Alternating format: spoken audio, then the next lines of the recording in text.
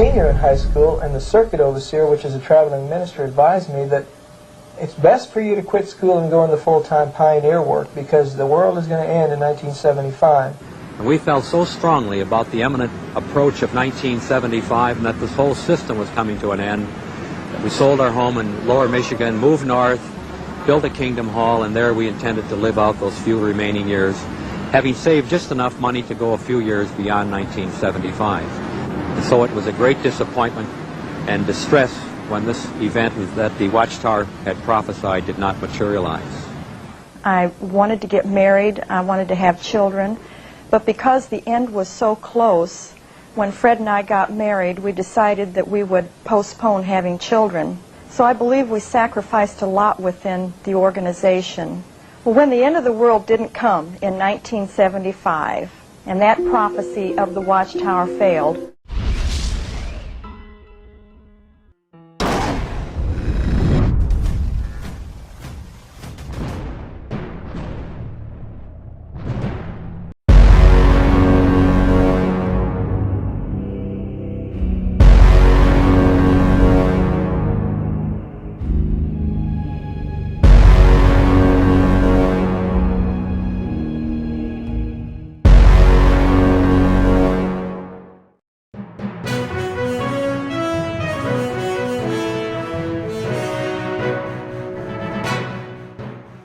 Prediksi kiamat tahun 1975 yang kita dengar di awal video ini bukanlah nubuatan kiamat yang pertama kali yang pernah diprediksi oleh pemimpin organisasi ini. Karena sejak awalnya didirikan organisasi ini oleh Charles Russell, pendiri organisasi ini telah bernubuat kiamat tahun 1914. Lalu pemimpin berikutnya yaitu Joseph Rutherford bernubuat kiamat tahun 1925. Jadi tidak heran jika para pemimpin saksi-saksi Yehova dikenal sebagai nabi-nabi palsu.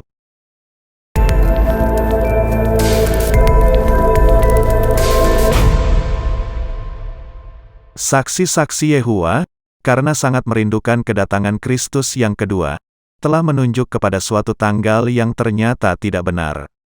Karena hal ini, beberapa orang telah menyebut mereka sebagai nabi-nabi palsu. Akan tetapi, dalam hal ini tidak pernah mereka berbuat lancang dengan membuat ramalan-ramalan dalam nama Yehova. Mereka tidak pernah berkata, inilah kata-kata Yehova. The Watchtower, menara pengawal, terbitan resmi saksi-saksi Yehova, telah mengatakan, kami tidak memiliki karunia bernubuat. Kami juga tidak ingin tulisan-tulisan kami disanjung-sanjung atau dianggap tidak dapat keliru. The Watchtower, menara pengawal, juga telah mengatakan berkenaan fakta bahwa beberapa orang memperoleh roh Yehova. Tidak berarti bahwa orang-orang yang sekarang melayani sebagai saksi-saksi dari Yehova mendapat ilham. Tidak berarti bahwa tulisan-tulisan dalam majalah The Watchtower, menara pengawal, diilhamkan dan tidak dapat keliru serta tanpa kesalahan. The Watchtower, menara pengawal, tidak mengaku diilhamkan dalam pernyataan-pernyataannya, tidak juga bersifat dogmatis. Saudara-saudara yang mempersiapkan publikasi-publikasi ini dapat membuat kesalahan. Tulisan-tulisan mereka tidak diilhamkan, berbeda dengan tulisan-tulisan Paulus dan para penulis Alkitab lainnya.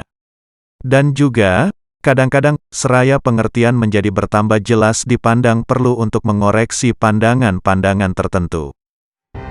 Mari kita lihat pernyataan dari majalah Menara Pengawal edisi tahun 2013, yang membuat sebuah pengakuan berikut ini. Apakah saksi-saksi Yehova pernah salah memprediksi akhir dunia? Saksi-saksi Yehova pernah salah memprediksi kapan akhir itu datang. Seperti murid-murid Yesus abad pertama, kadang-kadang kami mengharapkan sebuah nubuat digenapi lebih cepat daripada jadwal Allah. Kami setuju dengan pandangan seorang saksi kawakan A.H. Macmillan, yang mengatakan, saya belajar bahwa kita harus mengakui kesalahan kita dan terus meneliti firman Allah untuk mendapat lebih banyak penerangan. Lalu, mengapa kami terus memberitakan bahwa akhir itu sudah dekat? Karena kami menganggap serius kata-kata Yesus, tetaplah melihat, tetaplah sadar. Sebaliknya, Jika Yesus mendapati kita sedang tidur, Ia akan menahan perkenannya. Mengapa? Perhatikan ilustrasi ini. Seorang penjaga di menara pemantau kebakaran mungkin mengira bahwa ia melihat sekelebat asap sehingga ia memberikan tanda bahaya yang keliru. Namun belakangan, peringatannya bisa jadi benar dan bisa menyelamatkan banyak orang. Demikian pula, kami pernah salah memperkirakan akhir dunia. Namun bagi kami, menaati Yesus dan menyelamatkan kehidupan lebih penting daripada menghindari kritik.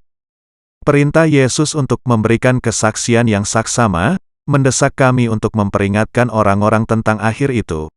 Menurut kami, daripada terus memikirkan kapan akhir itu datang, yang lebih penting ialah yakin bahwa akhir itu akan datang, dan kami harus bertindak sesuai dengan itu.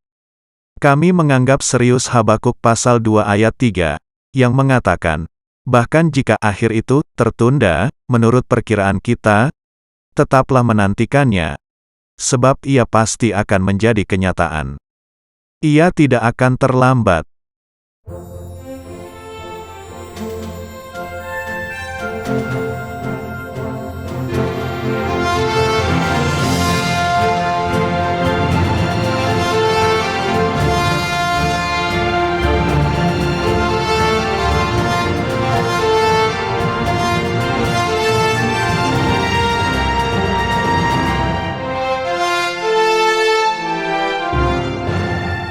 Kita sudah mendengar pengakuan dan rasionalisasi pembenaran diri organisasi ini atas nubuatan-nubuatan palsunya itu. Tetapi, apakah kita pernah mendengar atau membaca pernyataan dari badan pimpinan, sebagai pemimpin tertinggi organisasi Menara Pengawal meminta maaf kepada anggotanya atas kesalahan prediksinya itu? Tidak pernah. Padahal pemimpin saksi-saksi Yehuwa bertanggung jawab atas nubuatan palsunya itu. Mengapa pemimpin saksi-saksi Yehuwa perlu meminta maaf kepada para anggotanya? Ini logika yang sangat sederhana, yaitu jutaan saksi-saksi Yehuwa sebagai anggota organisasi ini hanya menerima apapun juga yang disampaikan oleh pemimpin mereka melalui publikasi-publikasi terbitan lembaga Menara Pengawal. Jika badan pimpinan mengajarkan ABC, maka semua anggotanya wajib hukumnya untuk mengikuti dan menyetujuinya. Jika ada saksi Yehuwa tidak setuju dengan apa yang diajarkan badan pimpinan, maka saksi Yehuwa itu akan dipecat. Mari kita renungkan skenario ini. Di awal kita telah mendengar, saksi-saksi Yehuwa menjual rumahnya, ada yang tidak lanjut kuliah, ada yang menunda punya anak dan lain-lain pengorbanan. Para saksi-saksi Yehuwa telah mengorbankan semua itu karena mempercayai kiamat akan terjadi tahun 1975. Tetapi kemudian ternyata, kiamat tidak terjadi. Padahal jutaan saksi-saksi Yehuwa sudah mengorbankan banyak hal yang tidak ternilai yaitu waktu dan kesempatan yang hilang di mana hal tersebut tidak bisa diulang lagi. Misalnya pasangan suami istri yang menunda punya anak. Padahal kita tahu, seorang perempuan memiliki batas waktu untuk bisa melahirkan. Dan kesempatan untuk memiliki anak telah terlewatkan sehingga akhirnya pasangan suami istri tersebut tidak memungkinkan memiliki keturunan. Jadi jelas, saksi Yehuwa telah berkorban banyak. Lalu, apakah badan pimpinan meminta maaf atas kesalahannya? No, sir! Dan menyedihkannya, malahan pemimpin saksi-saksi Yehuwa merasionalisasikan kesalahannya itu dengan mengatakan, The Watchtower, Menara Pengawal, juga telah mengatakan berkenaan fakta bahwa beberapa orang memperoleh roh Yehuwa. Tidak berarti bahwa orang-orang yang sekarang melayani sebagai saksi-saksi dari Yehuwa mendapat ilham. Tidak berarti bahwa tulisan-tulisan dalam majalah The Watchtower, Menara Pengawal, diilhamkan dan tidak dapat keliru serta tanpa kesalahan. Saudara-saudara yang mempersiapkan publikasi-publikasi ini dapat membuat kesalahan. Tulisan-tulisan mereka tidak diilhamkan. Apakah rasionalisasi itu bisa diterima dengan akal sehat? Bagi 8,6 juta pengikut organisasi ini, pernyataan majalah Sadarlah itu sangat masuk akal. Tetapi sebenarnya, dengan mengatakan demikian, pemimpin saksi Yehuwa sungguh tidak bertanggung jawab. Tentunya 8,6 juta saksi-saksi Yehova tidak menyadari akan hal ini. Dan mari saya tunjukkan mengapa mengikuti sebuah kultus membahayakan dan menyengsarakan kehidupan anggotanya. Baik hidup di dunia ini, maupun kehidupan kekal saksi-saksi Yehova karena mengikuti nabi palsu. Sebelum saya membuktikan bahwa para pemimpin saksi-saksi Yehova sebenarnya terilham dan dengan demikian, maka pengajaran mereka tidak boleh salah atau keliru. Saya ingin memberikan sebuah pengetahuan tentang organisasi lembaga Menara Pengawal, agar Anda yang menyaksikan video ini bisa lebih memahami apa yang sebenarnya terjadi di dalam hati dan pikiran 8,6 juta saksi-saksi Yehova. Pertama, organisasi ini bukanlah sebuah gerakan agama Kristen, melainkan sebenarnya sebuah kultus berkedok agama Kristen. Oleh karena organisasi ini sebuah kultus, maka para pemimpin organisasi ini sangat manipulatif dalam berkata-kata. Para pemimpin saksi Yehova sangat pandai bermain dengan kata-katanya untuk memanipulasi anggotanya. Kedua, karena organisasi ini sebuah kultus yang pemimpinnya sangat otoriter, maka di dalam pengajarannya memiliki kontradiksi yang saling bertentangan. Stephen Hassan menyebutnya sebagai double standard, dan Margaret Singer menyebutnya sebagai indirektif direktif. Teori ini dibahas di video nomor 85. Silakan cek video itu agar Anda bisa memahami bahasan ini. Untuk lebih memahami teori kontradiksi ini, perhatikan sebuah kutipan dari organisasi anti-kultus yang berjudul Daftar Kontradiksi Kultus yang menjelaskan. Keberadaan kontradiksi kultus terjadi dari caranya sebuah kultus berbahaya bekerja di dalam apa yang para pemimpin kultus itu ajarkan, dan karena doktrinnya bersifat totaliter, maka biasanya ada kontradiksi kultus di dalamnya juga. Mereka biasanya merupakan produk dari pemikiran pemimpin, dan digunakan oleh pemimpin kultus untuk membenarkan tindakan mereka sendiri, untuk memanipulasi anggotanya, atau keduanya. Jadi intinya, ajaran sebuah organisasi kultus adalah hasil dari pemikiran pemimpinnya yang digunakan untuk memanipulasi pengikutnya. Oleh karena itu, ajarannya mengandung kontradiksi.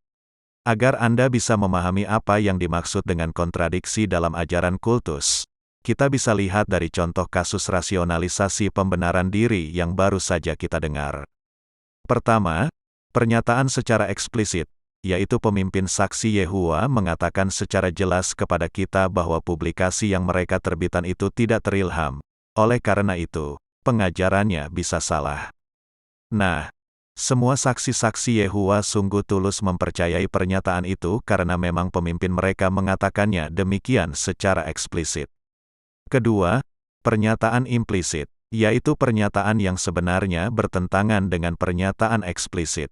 Pernyataan implisit dari pemimpin saksi Yehova ini juga dipercayai oleh setiap saksi Yehova. Tetapi, dipercayainya oleh saksi Yehova secara tidak sadar. Apa itu? Yaitu apapun juga yang diajarkan oleh pemimpin mereka bersumber dari Allah Yehova sendiri. Nah, keyakinan saksi Yehova bahwa pengajaran yang diperoleh mereka bersumber dari Yehova sendiri sebenarnya pemimpin mereka terilham. Dari mana kita tahu? Mari kita pahami dulu, apa arti kata terilham. Menurut buku berjudul, Pemahaman, terbitan Menara Pengawal. Arti ilham yaitu, seseorang yang mendapat ilham, digerakkan oleh suatu roh yang berasal dari sumber adi manusiawi, dan sesuatu yang diilhamkan, atau terilham, adalah hasil bimbingan roh tersebut. Apabila sumbernya adalah Yehova, hasilnya dapat benar-benar disebut sebagai firman Allah, baik dalam bentuk pernyataan maupun tulisan. Sekarang Anda sudah mengerti arti kata ilham yang dijelaskan dalam publikasi itu. Arti ilham yaitu suatu bentuk pernyataan maupun tulisan yang bersumber dari adi manusiawi, atau jika bersumber dari Allah Yehova maka bentuk pernyataan maupun tulisan itu disebut sebagai firman Allah.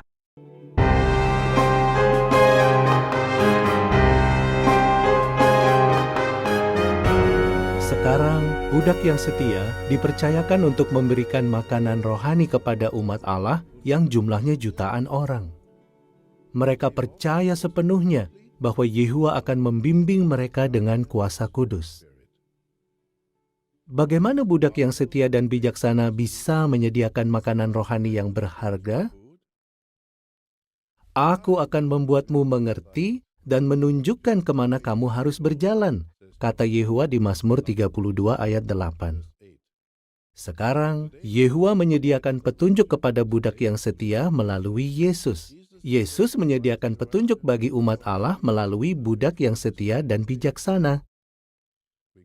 Jadi, kita bisa yakin sepenuhnya akan pemahaman rohani dan bimbingan yang mereka berikan.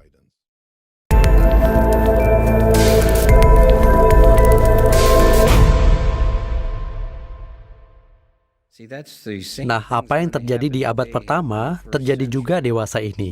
Perhatikan di ayat 4 dan ayat 5 dari Kisah pasal 16 yang tadi telah saudara tandai.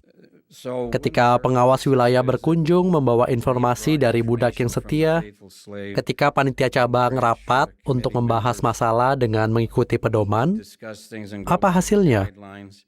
Menurut ayat 5, karena itu, karena kita taat, kita akan terus diteguhkan dalam iman. Sidang bertumbuh, kegiatan cabang meningkat dari hari ke hari. Kenapa? Karena seperti yang kita sebutkan di awal, ketaatan mendatangkan berkat dari Yehuwa. Ini organisasi yang diarahkan oleh Allah, bukan kumpulan keputusan buatan manusia. Ini diatur dari surga.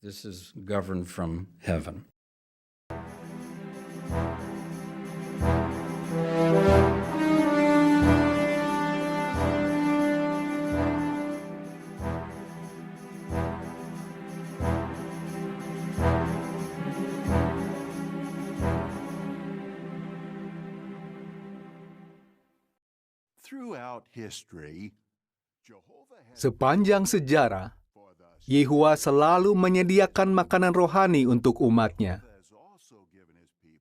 Yehuwa juga selalu menyediakan apapun yang dibutuhkan umatnya untuk melaksanakan tugas darinya. Pada zaman modern, Yehuwa memberikan makanan rohani melalui bacaan tercetak.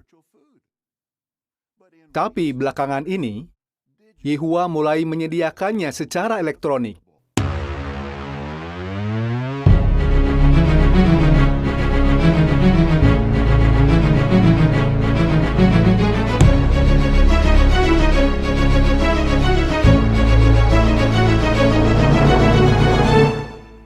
I spoke to Jehovah just before I stepped out here, and I asked him, please, don't abandon me. If I've ever needed you, I need you now. Why? Well, it's because of all of these beautiful sheep that I have the privilege to speak to for 19 minutes. So I want to make the most of these 19 minutes because sometimes we have to make adjustments. Now, you may have heard of a few adjustments in our understanding of things already today, and there could be more adjustments that will have to be made later on. Now, you may recall that we used to think a certain way some 10 years ago about the following matter. We felt that some of the anointed would survive Armageddon and move right on into the paradise with the other sheep and maybe stay there for a given time and then be brought to life in heaven. But as we understand it, some things Jehovah will not permit us to see, even though we read over it many, many times. We can't see it until Jehovah puts the light on it. And what I'm about to reveal to you today, Jehovah is behind it. Not the governing body, not any human here on the earth, but Jehovah God.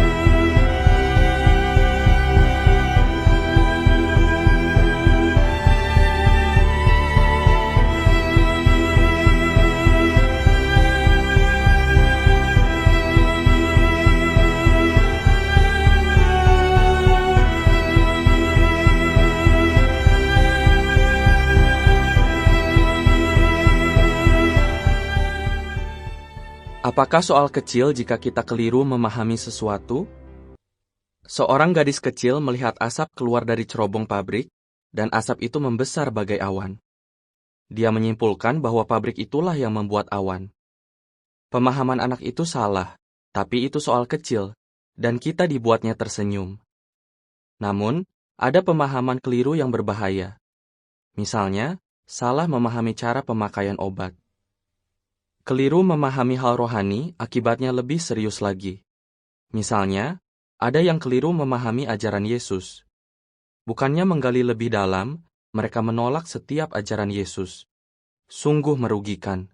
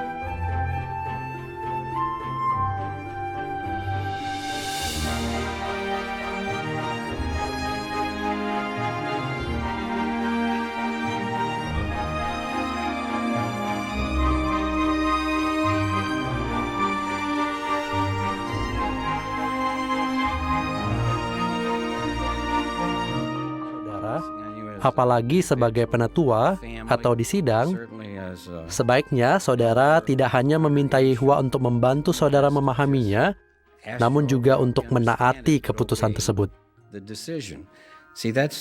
Nah, apa yang terjadi di abad pertama terjadi juga dewasa ini. Perhatikan di ayat 4 dan ayat 5 dari Kisah pasal 16 yang tadi telah saudara tandai. Ketika pengawas wilayah berkunjung membawa informasi dari budak yang setia, ketika panitia cabang rapat untuk membahas masalah dengan mengikuti pedoman, apa hasilnya? Menurut ayat 5, karena kita taat, kita akan terus diteguhkan dalam iman. Sidang bertumbuh, kegiatan cabang meningkat dari hari ke hari. Kenapa? Karena seperti yang kita sebutkan di awal, ketaatan mendatangkan berkat dari Yehua. Ini organisasi yang diarahkan oleh Allah, bukan kumpulan keputusan buatan manusia. Ini diatur dari surga.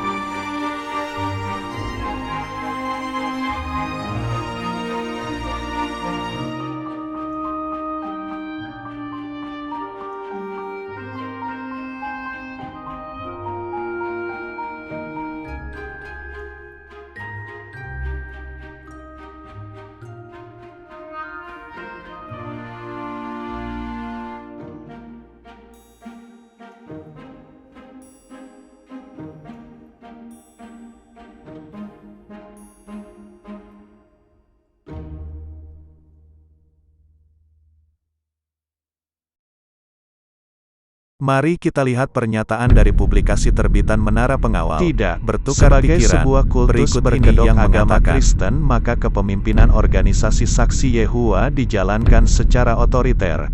Artinya berlaku 2 peraturan